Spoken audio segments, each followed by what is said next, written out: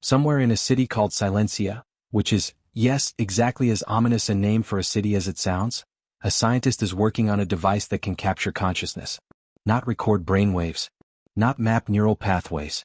Capture the actual thing we call a soul, compress it into a quantum processor, and ask what happens to it after the body is gone. She calls it the dream catcher. The people who paid for it call it a weapon. And somewhere across the same rain-soaked city, a quantum processor the size of a baseball, nicknamed the Sun because of what it can do to time and space, is sitting in the jacket pocket of a man who just robbed the most powerful corporation in the country, who is now running from every dangerous person in Silencia simultaneously, and who is about to get his best friend killed. The Dresden Sun is a 2026 sci-fi thriller that operates on two levels at once. A street-level heist gone wrong and a much larger, much darker question about who owns the technology that might unlock life after death. And it's most interesting when those two levels are crashing into each other. Let's get into it.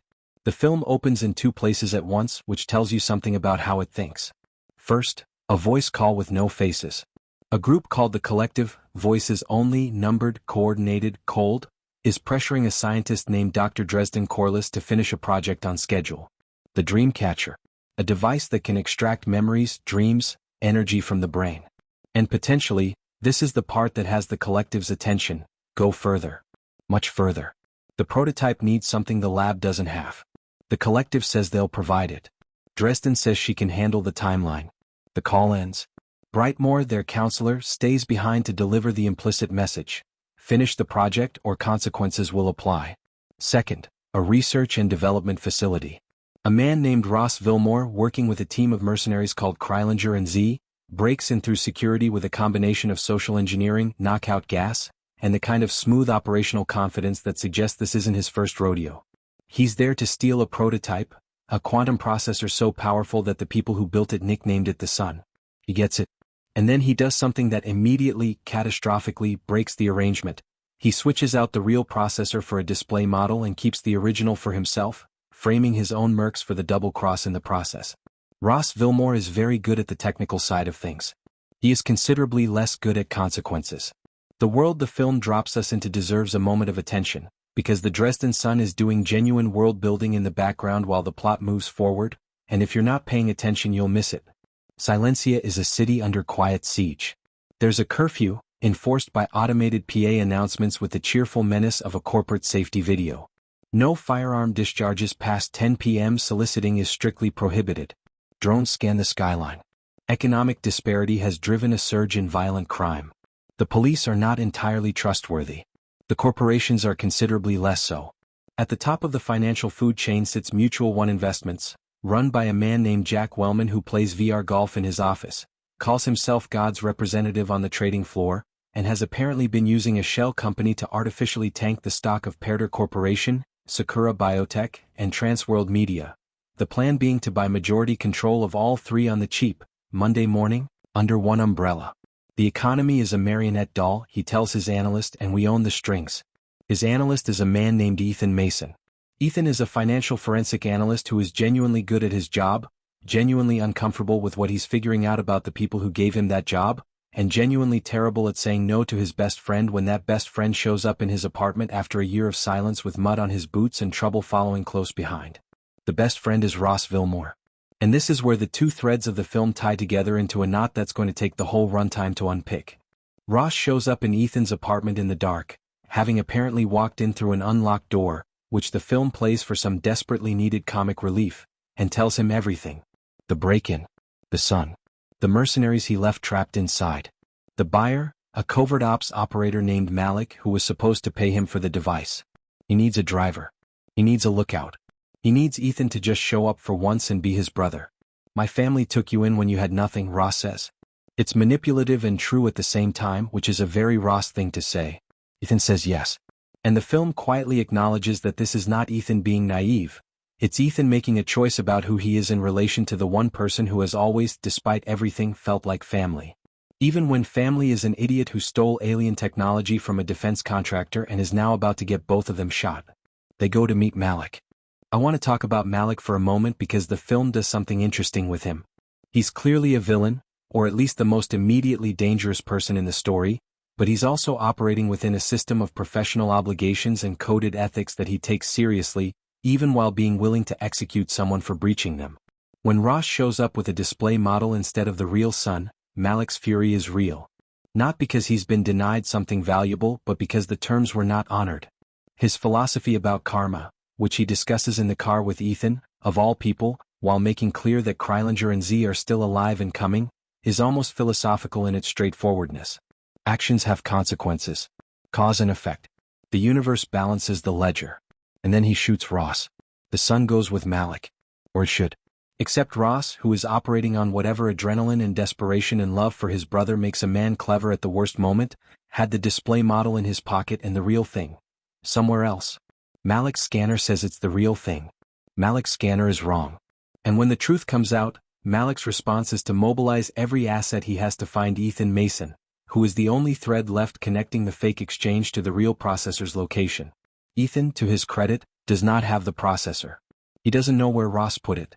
But he's the only person Malik can ask, so he becomes the most hunted man in Silencia overnight. Enter Krylinger. Krylinger is one of the mercenaries Ross double-crossed on the way out of the Perder facility, left trapped inside while the alarms sounded, which is not the kind of thing a professional forgives easily. He and his partner Z escaped naturally because they're very good at their jobs. And now they're looking for Ross, who is dead, which leaves Ethan as the last available point of contact. What's interesting about Krylinger is that he operates on a different code than Malik. Malik's code is transactional: terms, payment, professional consequences. Krylinger's code is closer to something moral, which is a strange thing to say about a mercenary, but the film earns it. When Z kills someone who almost killed Krylinger during their escape from Malik's ambush, Krylinger's first reaction isn't gratitude. It's, "He almost killed you. Do you want to be like him?" He runs non-lethal rounds, shock tips, which his colleagues find amusing and slightly pathetic. He refuses orders to leave no witnesses.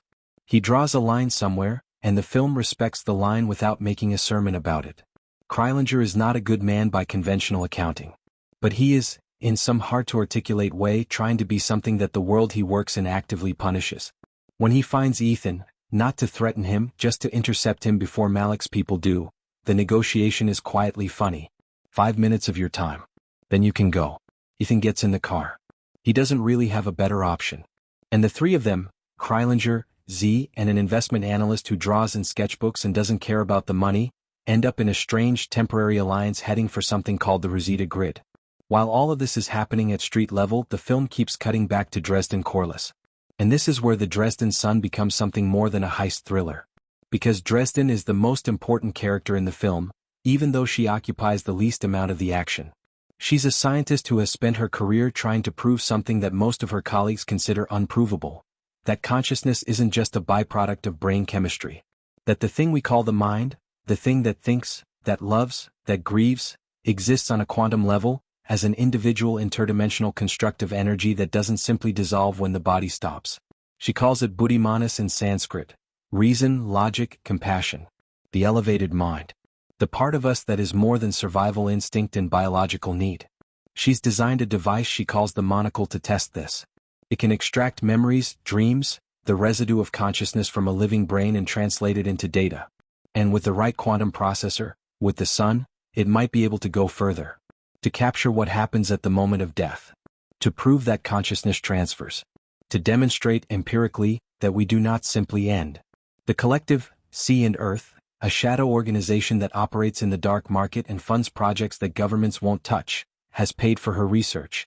They want the dream catcher because what she's describing, in practical terms, is the ability to harvest human consciousness. To extract the soul and use it as a power source. To monetize the afterlife. Dresden knows this. She signed the contract anyway because the research was the only thing that mattered and no one ethical would fund it. And then her partner Asha dies. A crash, sudden, the kind of loss that arrives without warning and takes everything, and Dresden is left in a lab full of equipment designed to capture consciousness, having just lost the consciousness she most wants to find. The monocle works. The retrofit with the Sea and Earth schematics works. She calls Brightmore. Tell him we're ready. She presses her face to the lens. She hears Asha's voice. The film's third act tightens these threads into one place, and I won't walk you through every beat because part of the pleasure is watching the architecture reveal itself. But a few things are worth naming clearly. Malik is not operating independently. He's working for someone at the top of a chain that connects to Sea and Earth, to the collective, to the interests that want the sun because it's the component Dresden needs to make the Dreamcatcher fully operational, and they want the Dreamcatcher because consciousness harvesting at scale is the most powerful thing anyone has ever imagined owning. The heist, the frame-up, the double-cross, all of it was a controlled burn designed to get the processor to the collective without leaving fingerprints. Wellman and Mutual One fit into this too, not as the masterminds but as the infrastructure.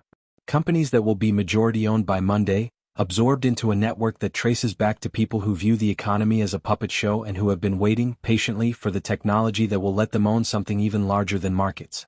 Ethan, who went into this as a passenger in someone else's catastrophe, ends up being the one who understands the full picture first. Because he's a financial forensic analyst who can trace money across shell companies and holding structures with the same ease Ross uses to bypass a security system. And when all the threads are pulled out and laid flat, the pattern is unmistakable. Kreilinger makes his choice. Z makes hers. The fight for the sun reaches the Rosita grid, and then Dresden's lab, and then somewhere that the film keeps deliberately ambiguous about what exactly is being risked and what exactly is being protected. Here's what I keep coming back to after the Dresden Sun, and it's the thing I think the film is most interested in asking, underneath all the corporate espionage and quantum physics and rain-soaked chase sequences. What do we owe the dead? Dresden built the monocle because she believes consciousness doesn't end, and she needed to know that personally before she was ever hired by anyone. The research was always also grief. The collective wants the same technology because they've decided that consciousness is a resource, which is the most complete and chilling articulation of a worldview that sees everything, including human life, including what comes after human life, as something to be extracted and sold. The film puts these two impulses side by side and asks you to feel the difference. Dresden says at a collective dinner where she's supposed to be grateful and diplomatic, energy is neither created nor destroyed. It simply transfers. Aren't we all just energy dancing together from one dimension to another? It's a genuine question. She means it. And Brightmore responds, I don't give a shit, doctor. Whatever makes the money roll. That exchange is the whole movie in 2 lines. What is sacred? Who gets to decide? And what happens to the world when the people with the technology are the ones who have decided that nothing is? Ethan is the film's moral center not because he's the smartest or the most powerful person in it. He isn't on either count, but because he's the one who keeps asking what things are for. The money doesn't interest him. The technology astonishes him. And the fact that a woman built a device to search for her dead partner, and that device is now being purchased by people who want to turn death into a data stream, is the thing that finally makes him stop being a passenger and start being someone who matters to the outcome. I don't care about the money, he tells Kreilinger. Kreilinger believes him. Shocks me a little that he does. But the film earns it. The ending holds several things open deliberately and I respect it for that. Dresden gets what she was always looking for, confirmation, however fragile, that the energy she loved did not simply stop. Ethan gets out. Kreilinger and Z get out in the sense that matters. The collective is not destroyed. They are not even particularly inconvenienced. They are a system and systems don't end in single confrontations. But the sun is not where they wanted it to be. And the Dreamcatcher is not what they plan to use it for. Which is, the film suggests, enough. For now. The Dresden Sun is ambitious in the way that science fiction should be ambitious. Not just as spectacle but as argument. It's asking what consciousness is, who owns it, and what we're willing to do to find out what happens to the people we love when they leave. Those aren't small questions. The film doesn't pretend to answer them. It just holds them up in the light of a city called Silencia, where the curfew announcement plays on a loop and the corporations own the weather and a scientist with a quantum monocle is listening very carefully to something that might be the sound of what comes after. Make sure to subscribe and turn on notifications so you don't miss more videos like this. Thanks for watching.